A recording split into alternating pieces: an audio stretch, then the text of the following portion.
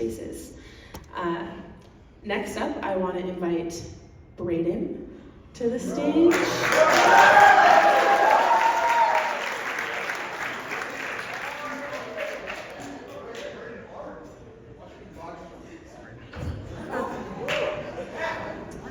That's a typo.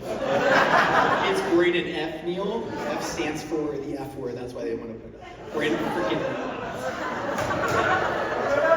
For the next 3 minutes, I'll be talking about why the Bible supports a pre-tribulation rapture. I just want to see Mary's reaction. No, I actually got to piss, so I got to. Okay.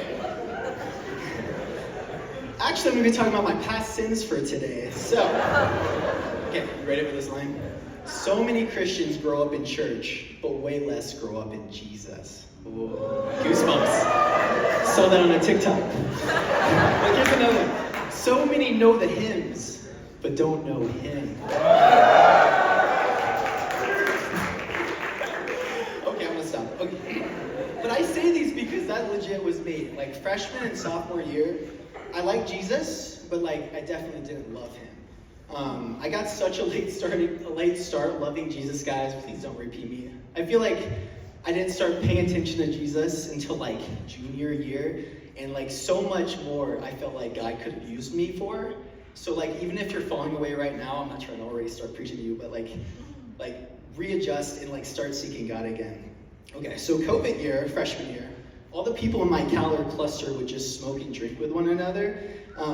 It got so bad that our little RA just left the second semester. So we were just straight up drinking in the common area. It was bad.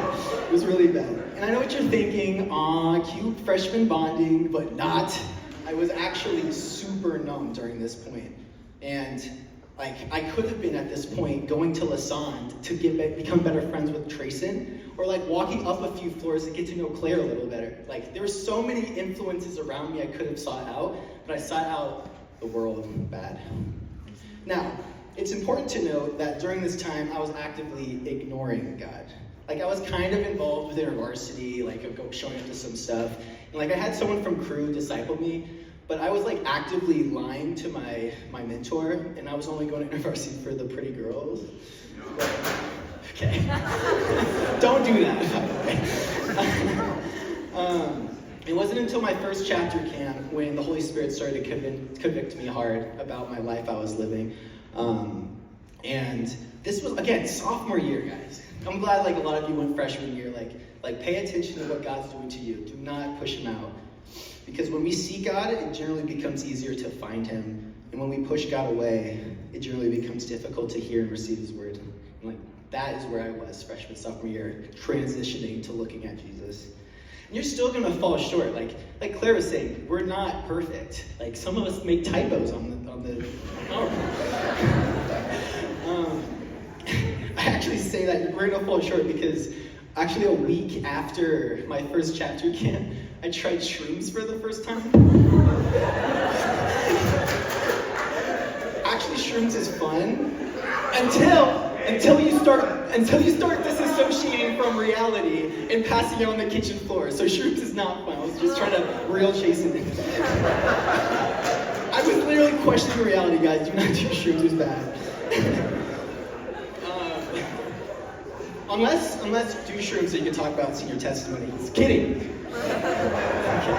Okay, but during all this that was happening, I had no idea, but God was already working to bring me back.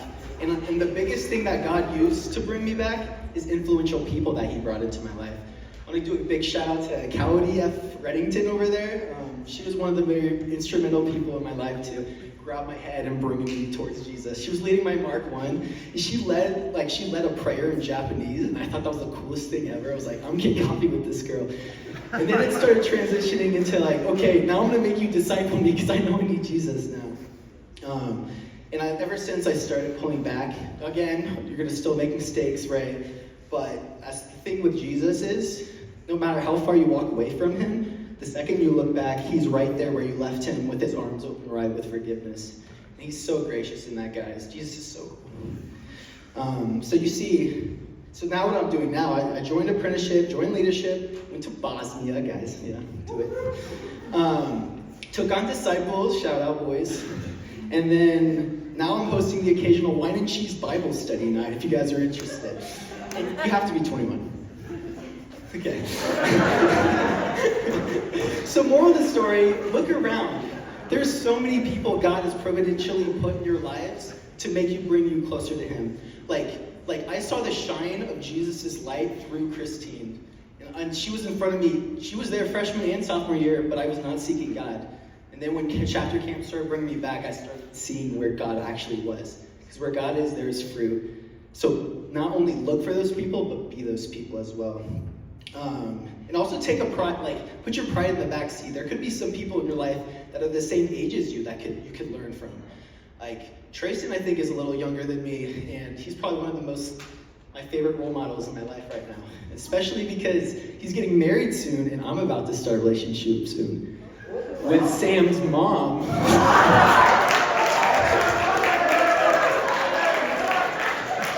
I wanted to end there, but Christine was like, no, you should end in a serious note, so I'm going to end in a serious note. So I'm going to leave you with a passage that's really convicting to me right now, and I really love right now.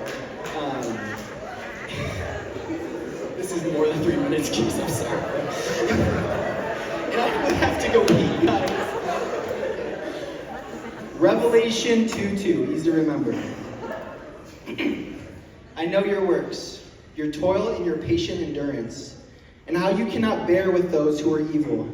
I know you are enduring patiently and bearing up for my name's sake, and you have not grown weary.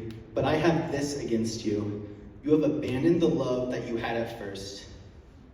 The first love of Jesus, guys. Keep thinking back to that first moment where you knew Jesus, who you're going to spend your whole life with. No matter all the works you do, coming from that, keep remembering who the whole point is about, Jesus. So have you lost that first love? And that's where I end. I'm going to go pee.